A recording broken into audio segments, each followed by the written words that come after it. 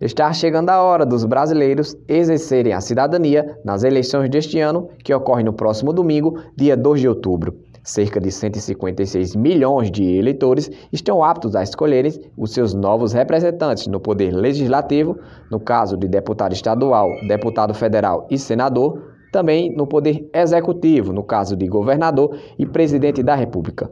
Mas você sabe quais as atribuições de cada cargo que está em disputa no pleito eleitoral deste ano? Conversamos com o professor e analista político Marco Aurélio, que explicou, primeiro, as funções dos legisladores, no caso de senador da República e deputados estaduais e federais. Para a questão dos deputados estaduais, temos algumas questões específicas deste cargo. Primeiro que ele tem uma função parecida com a função dos congressistas, né, que são os deputados federais e os senadores que compõem o Congresso Nacional lá em Brasília, mas que tem algumas diferenças. Primeiro porque nos estados do Brasil não temos duas casas legislativas, como Câmara e Senado. Temos apenas uma, que é chamada de Assembleia Legislativa. E aqui em Pernambuco o nome dela é ALEP, Assembleia Legislativa de Pernambuco. Segundo porque o número de deputados estaduais depende do número de deputados federais. Está lá na Constituição, tem um cálculo, mas para facilitar, temos em Pernambuco 25 deputados federais e 49 deputados estaduais. Então tem quase aí que o dobro, no caso de Pernambuco, temos aí praticamente o dobro de deputados estaduais. Terceiro aqui, tudo que passa pelo Estado, nas leis estaduais, passa pela Assembleia Legislativa, incluindo os projetos do governo do Estado. Então, a legislação estadual passa pela Assembleia Legislativa, a fiscalização do governo estadual também passa pela Assembleia Legislativa, né? E é um órgão que também é auxiliado pelo Tribunal de Contas do Estado para fiscalizar as contas do governo estadual e auxiliar nas contas de todos os municípios do estado de Pernambuco. O deputado federal vai trabalhar lá em Brasília, na Câmara dos Deputados, que junto com o Senado Federal forma o Congresso Nacional. Pois bem, as principais atribuições do deputado federal, especificamente, são, primeiro, a de fazer leis. Todas as leis do país passam pela Câmara dos Deputados também. Segundo, ele fiscaliza o executivo, né, fiscaliza a atuação do presidente da República, né, que é um papel importante, inclusive as questões das contas. Terceiro, o deputado é quem autoriza, a Câmara dos Deputados autoriza o processo de impeachment. Se eventualmente o presidente tiver um processo de impeachment, passa lá pela Câmara para que eles autorizem para que continue o processo no Senado.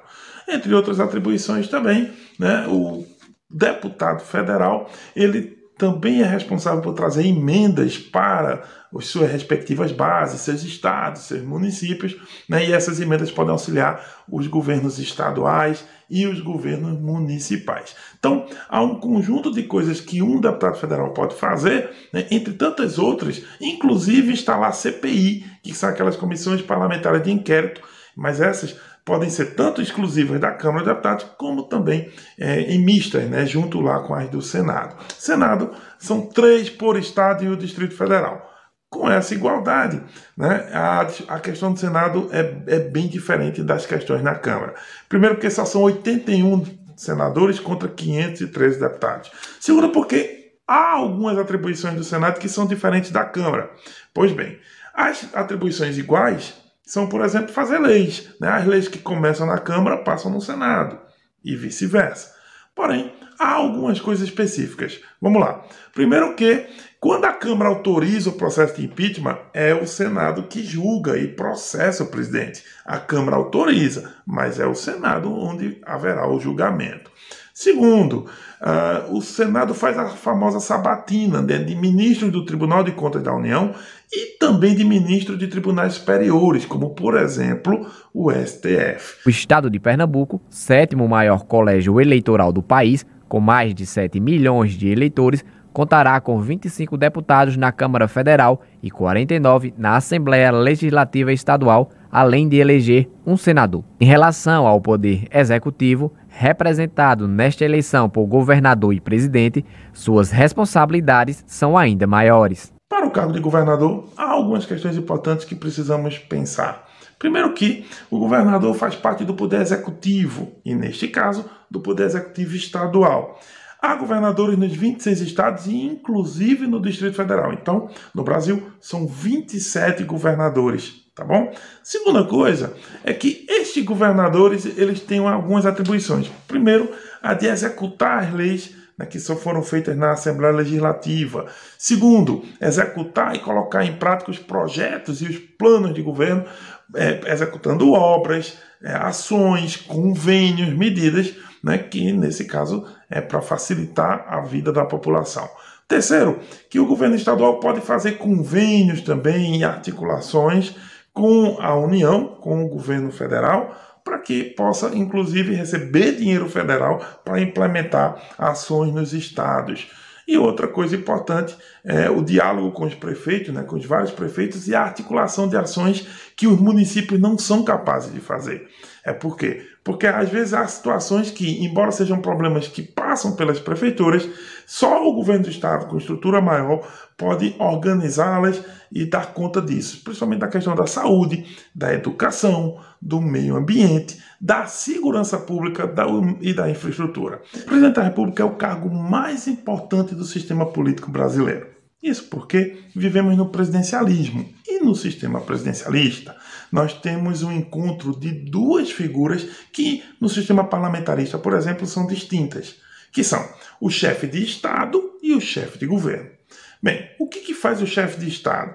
Ele representa o país lá fora, né? Ele também, ou seja, ele toma conta da diplomacia, ele celebra tratados internacionais, ele também pode declarar guerra ou declarar paz com outros países estrangeiros, né, e essas alianças. Então, essa é uma das configurações do cargo do chefe de Estado.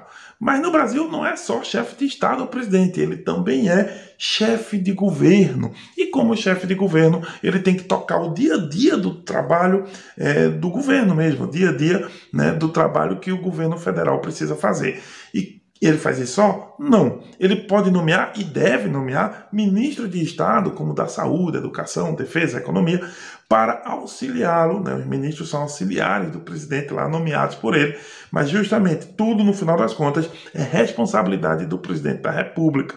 Pois bem, além disso, né, o presidente da República, ele também tem a atribuição de executar convênios, programas, fazer obras. Tá? Ele guarda a Constituição, também é um guardião da Constituição, segundo a Constituição Federal. E o mais interessante, o presidente da República, o mandato, seu mandato dura 4 anos, ele pode ter direito a uma reeleição. E no final das contas, né, no sistema brasileiro, é a figura que concentra mais poder, né, e mais responsabilidade. Então, compareça às urnas, escolha bem os seus candidatos e exerça a sua cidadania.